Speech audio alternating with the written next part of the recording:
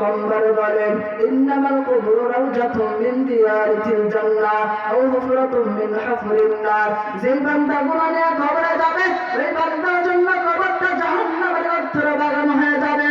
আর যে বান্দা নেক আমল করে কবরে যাবে আল্লাহর গুনাহ আল্লাহ রাব্বুল আলামিন পয়গম্বর বলেন যেই বান্দা নেক আমল করবে ওই বান্দার জন্য কবরটা আল্লাহ রাব্বুল আলামিন জান্নাতের বাগান বানিয়ে দিবে। আরে মুসলমান আল্লাহর গোলাম নামাজ পড়লে আল্লাহর গোলাম আল্লাহ পয়গম্বর বলেন যেই বান্দা বান্দি পাঁচ ওয়াক্ত নামাজ পড়ে আল্লাহ তাআলা পাঁচটা পুরস্কার দান করবেন। যেই বান্দা বান্দি পাঁচ ওয়াক্ত নামাজ পড়বে ঘুমের চেয়ে নামাজ ভালো। আর তুমি ঘুমাইও না ঠিক মতো পড়লে নামাজ জান্নাত তোমার ঠিকানা।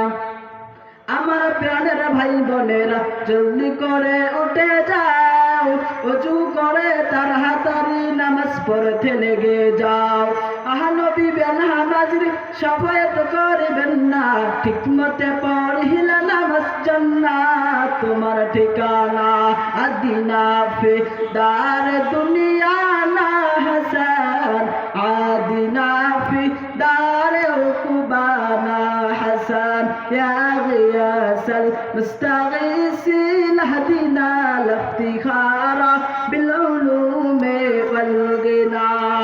নবীর উম্মতের দল গুনাহ ছাড়ো, এই গুনাহ নিয়ে কবরে গেলে ওই কবরটা জাহান্নামের গর্তের বাগান হবে।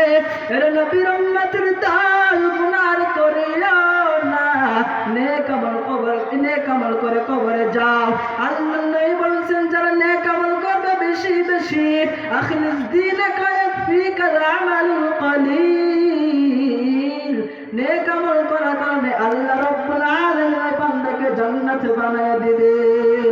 হাম গুনাহগার আওয়ার তু গফার হায়, হাম ভরে আয় বুসে তু সত্তার হায়। হর গলি দে নেক তু তৈয়ার হায়, जो न मांगे उससे तो बेजार है।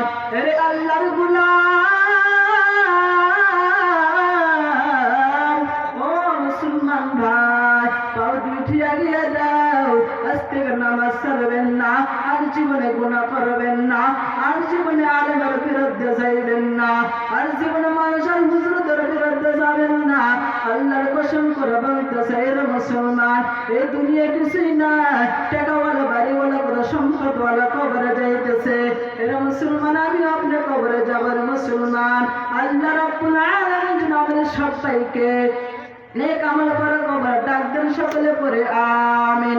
এখানে আমার আলোচনা শেষ করছি। সুবহান রাব্বিকা রাব্বিল ইজ্জাতি আম্মা ইয়াসিফুন ওয়া সালামুন আলাল মুরসালিন আলহামদুলিল্লাহি রাব্বিল আলামিন। ইনশাআল্লাহ সকলে আমার জন্য দোয়া করবেন, আল্লাহ যেন আমাকে হক কিনা আলেম হিসেবে কবুল করেন। সকলে পড়ে আমিন।